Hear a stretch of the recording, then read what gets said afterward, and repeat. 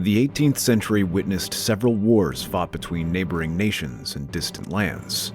Countries joined in disputes, taking sides that best suited their interests, while ballistic advances claimed the lives of their people as a sacrifice for their choice. During this period, the world witnessed many battles that shook its core and altered the course of history.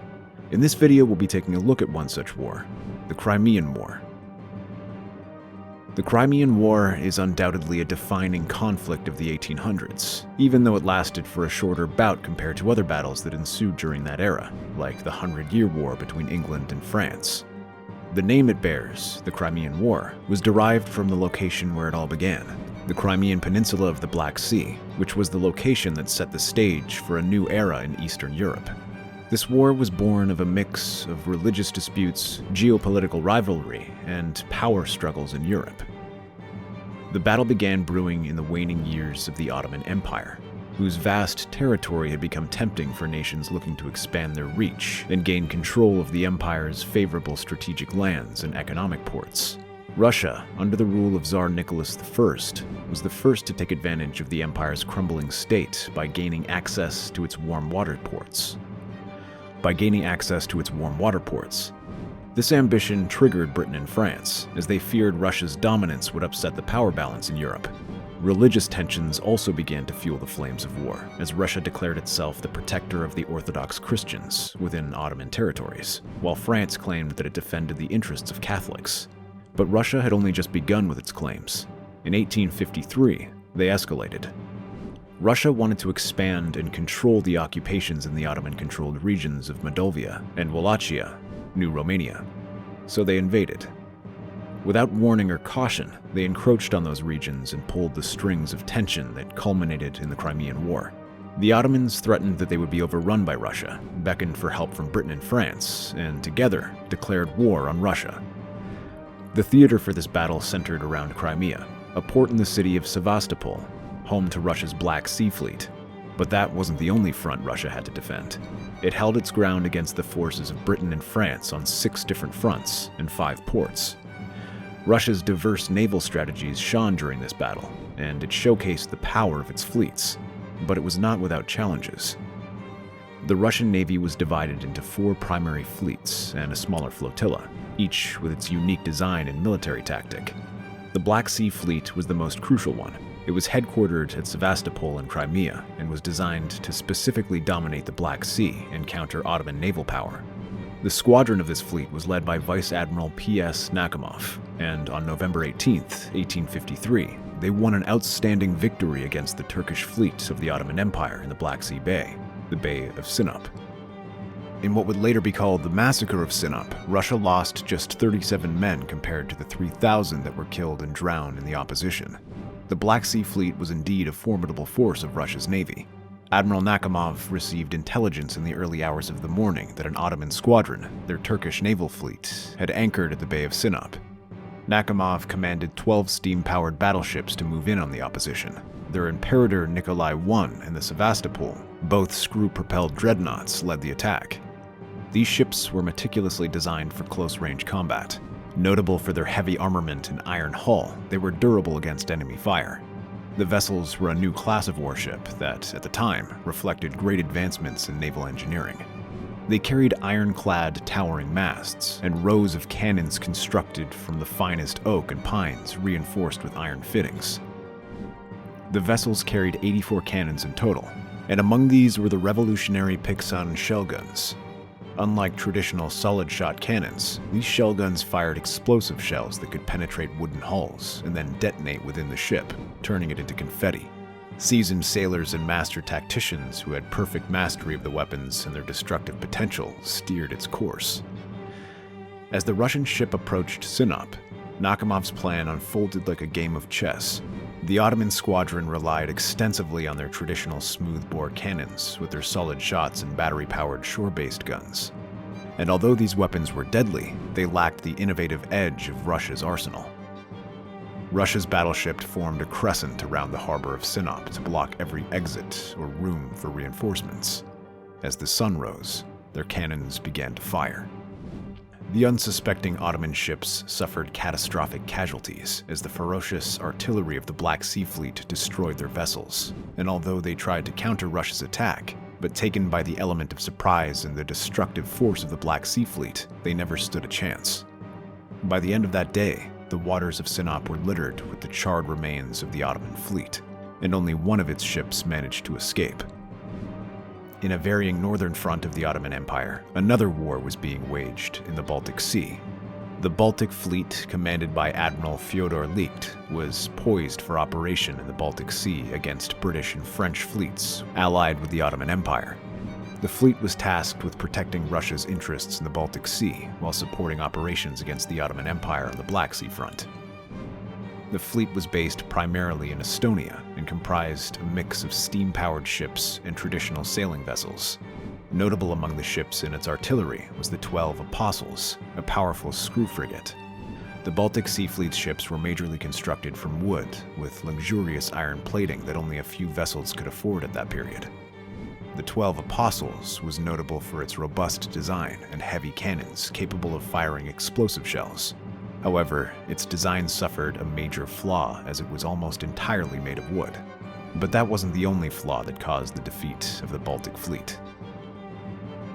On August 13th, Britain and French warships began to approach the Baltic Sea, and although the Baltic Fleet was valiant in its fights against the opposition, its efforts were hampered by its outdated fortifications. But there's more to Russia's defeat on the Baltic Sea.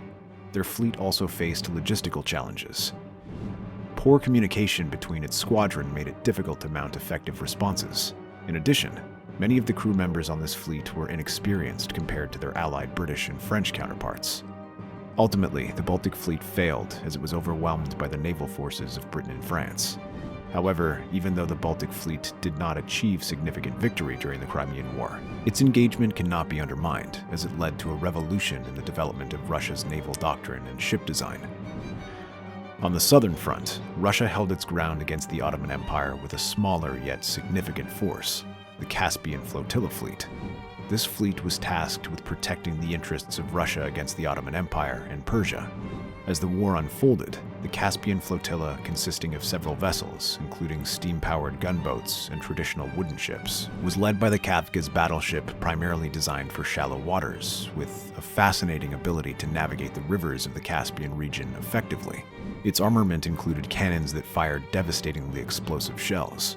The flotilla fleet's operations began in earnest when tensions escalated with Persia, which allied itself with the Ottomans and against Russia. The Persians fought back as Russian forces sought to assert their dominance over the Caspian Sea. Russia wanted this vital waterway, and it was willing to sacrifice a small part of its artillery to deal with any opposition from that end. Captained by Mikhail Ivanovich Zeleny, Russian forces launched an offensive against Persian propositions along its coast. Flotilla gunboats, alongside other smaller vessels, surrounded Persian ships near Astrakhan.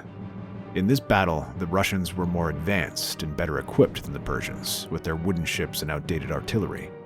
As the battle ensued, Russian gunners demonstrated exceptional skills as they precisely targeted and took out the enemy. The battle went on for hours, although it was evident that Russia had the upper hand over Persia.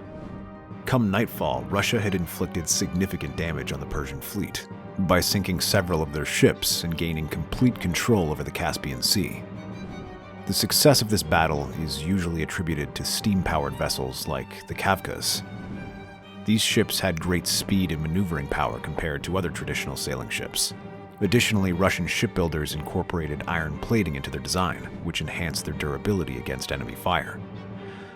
The wins and losses of Russia's fleet on various fronts during the Crimean War marked a turnaround point for the growth of its naval forces.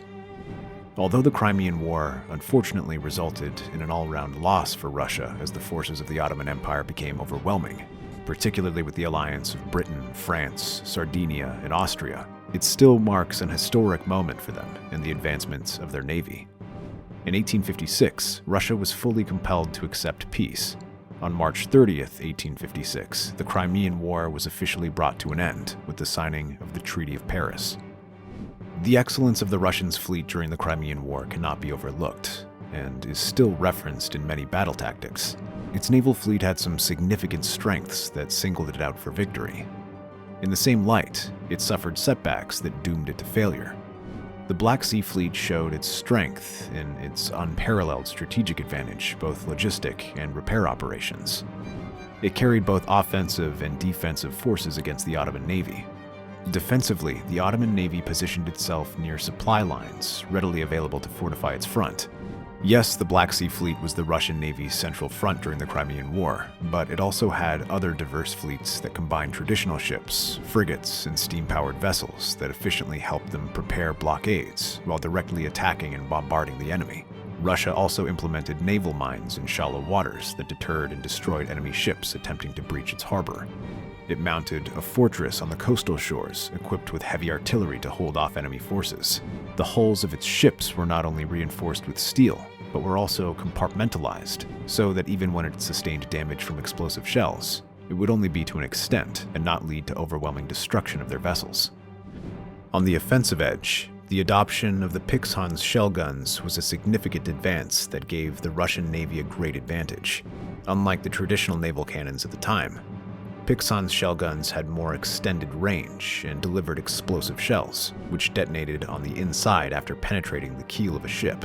There was also the use of short-range cannons called carronades, which delivered devastating broadside shots in close combat. These were ideal for smaller engagements, although less effective in open-sea battles. Russia's fleet during the Crimean War was a study of contrast. Some of their fleets excelled in brilliance and won with few casualties, while some of their other forces witnessed devastating defeats. The war ultimately exposed the need for modernization, which was the case for Russia and other nations constituting the Ottoman Empire. In totality, the Crimean War was accumulated into a turning point for Russia, the nations that constituted the Ottoman Empire, as well as its allies. But would there have been any need for it at all if they had all just decided to share the resources of the Ottoman Empire amicably? What do you think? Let us know in the comments below. If you loved this video and would enjoy listening to more like it, then you are in the right harbor.